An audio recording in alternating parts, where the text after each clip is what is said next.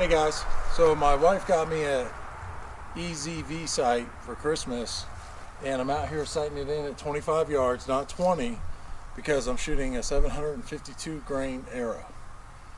I got 3 different broadheads and 2 different insert weight arrows. Just nailed a bullseye with this on the first shot. Something really cool that I'm going to show you real quick about setting it up. Alright guys, so when you get the EZV sight, before you put it on, and I'm probably going to shoot another video about this because it'll be really easy to switch it out, put it back, is if you measure your rest to your 20-yard pin, that measurement will tell you where your up and down on the EZV needs to be. So use that measurement, and then all I did was look down my rest in the string, and then I centered the EZV sight to that to square it up and then make minor adjustments. So it took me probably about 15 minutes last night to get it hitting pretty good, and right now I'm still plinking bullseye, so let's see if we can keep this going. Alright, so our last shot was with a Grizzly Stick Samurai 200 grain with a 175 grain insert. This shot is going to be an Eclipse Werewolf 275 grain broadhead with a 100 grain insert. So we're trying to keep that 375 grains up front. So let's see what this does.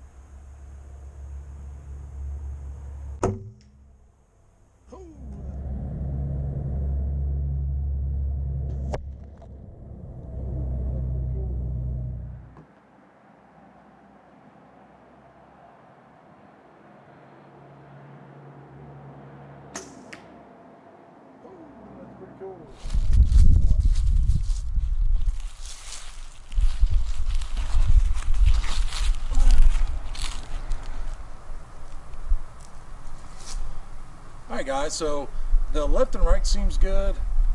It looks like it is shooting just a little bit high, so we're going to drop that, we're going to bring that rest up a little bit, and I'll show you how to do that here in just a minute. Alright, so our trusty Allen wrench, we're just going to back it off a little bit. We just want to raise it up a touch. Loosen it up a little more.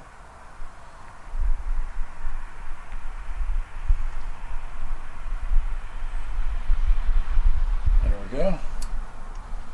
And we're just going to walk it. I don't like shooting more than one arrow at 25 yards, especially when I have probably about an hour to an hour and a half invested in each and every arrow, between insert tuning, knock tuning, wrapping, fletchings, you know, just getting all that done.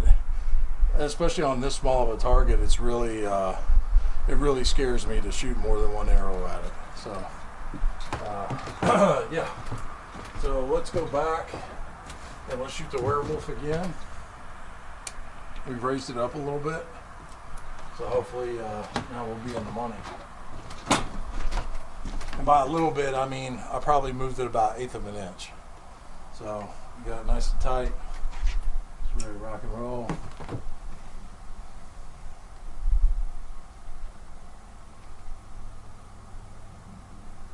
All right.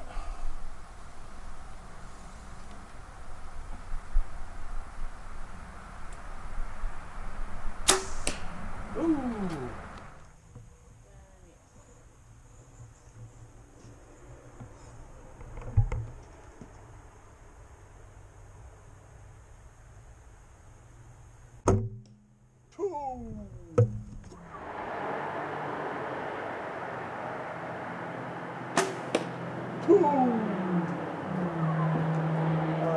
What's your side in?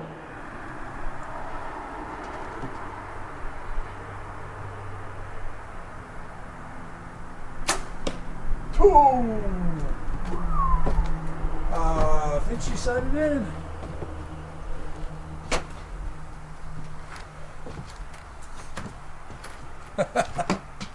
I did notice a little thing, so we might have to tweak a little something, but that's a bullseye. That's dead center. I did make I did notice it was shooting about 3 inches to the left, 3 to 2 inches, so I just moved it about, I don't know, 1/16 of an inch to the left, and dead center. I mean, that sight's different. Is you know, I worry more about, you know, making sure it's centered and lining up the tick marks, because I know the yardage.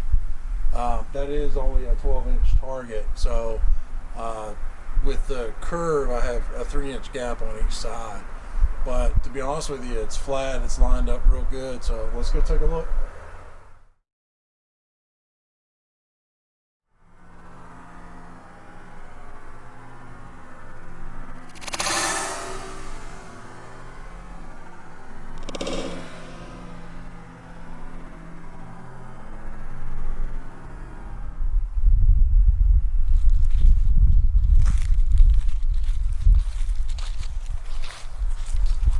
That's what I'm talking about. That's money. So you notice you got a lot more penetration. One, because I usually hit the bullseyes more. I'm not bragging. Another thing is, these grizzly sticks came out of the package razor sharp. I mean, I have bald spots on my arm because that's how I test, and I don't mind it. My wife kind of digs it. So, but the sharpness of the blade, I mean, that's, to be honest with you, you see the difference in the penetration. I mean, really. This thing's almost, it's 3 fingers, a little over 3 fingers from the wrap. That's just crazy. Another cool thing about this whole process is I'm shooting 3 very different broadheads. Very different. Different shapes, you know, different weights, and they're all flying at the same point. And to me, when I was shooting light arrows, if I changed the broadhead, I would get 4 to 6 inches difference at 20 yards. With the weight up front pulling the arrow, good fletchings, knock tune, insert tune, I'm getting same point of impact on different wings up front, different shapes. Still same point of impact. We're gonna shoot some more. I'm not done yet. We still got 2 fingers of light. We're gonna make it happen. But to me, that's just phenomenal because I could not get that done with my store-bought arrows or shot-bought arrows. And I shot Easton Axis 5mm pre-made, but with it being pre-made and somebody just cranking it out 10-15 minutes per arrow, not knock tuning, not insert tuning, not squaring the cuts. I went to a local shop around me and the cuts were horrible.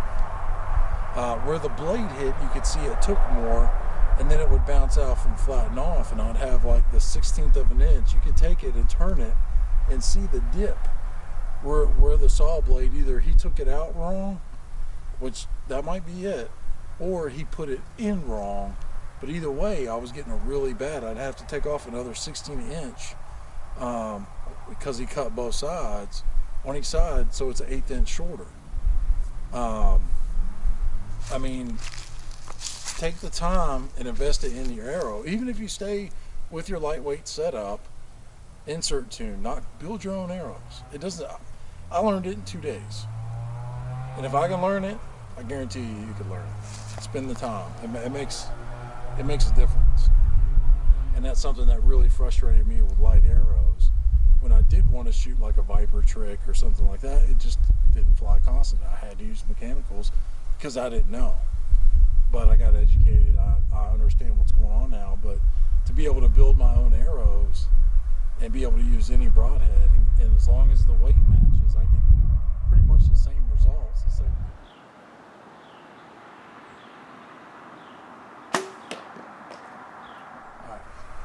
Be the hardest hunt of my life. I was out there sighting in my target, and don't you know, big old 10-pointer just walked up and said, "Hi," and I said, "Hi back." The tip. All right.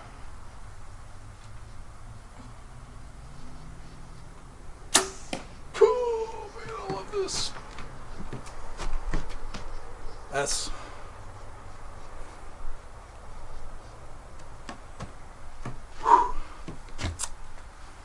I'm going to say at 25 yards, we're sighted in.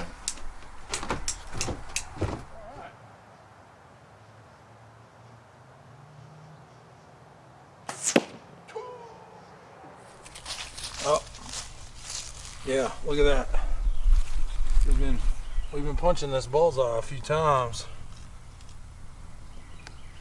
And the Mo chunk, or the Mo foam chunk, is starting to give way because we're going to start burying it up to the feathers here shortly. So, and that's on all sides. I like to shoot. I shoot a lot, and I like to shoot broadheads, especially now.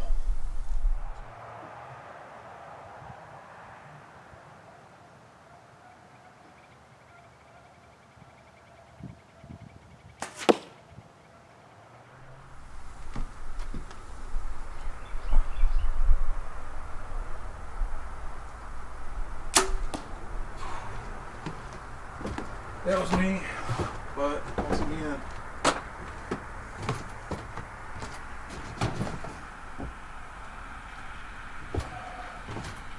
we're definitely in the area where we want to be.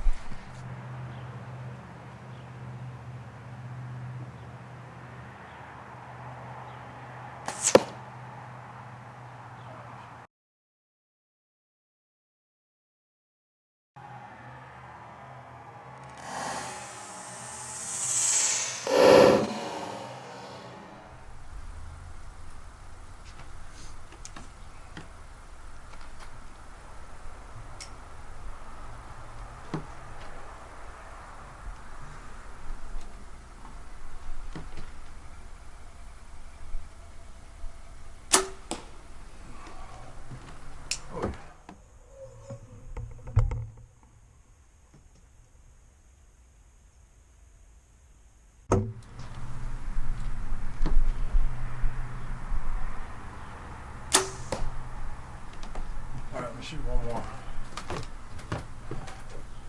I'm gonna break my rules.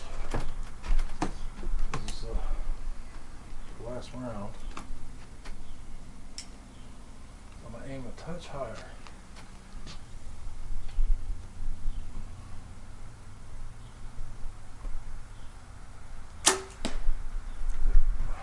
So I aimed a few inches higher.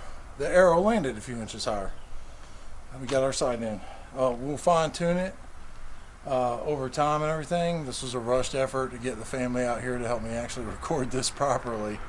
And that was a fiasco in itself, but we're all set up now. To where now I can just position the cameras and everything and just hit record. So, but yeah, no, I'm thoroughly impressed with this new EZV sight. It just makes sense. And with hunting public land, having, you know, deer come right in or pigs come right in, if I go pig hunting, not to have time to, you know my ranges, or when the sun comes up, and not ruin that first half an hour with extra movement trying to figure out where everything's at. Now I can just range it on the hoof and light them up. So, and my wife and my daughter, they absolutely love deer meat, especially the way I fix it. So I know they'll be happy next year if I'm able to put everything together and capitalize on this. Y'all take it easy.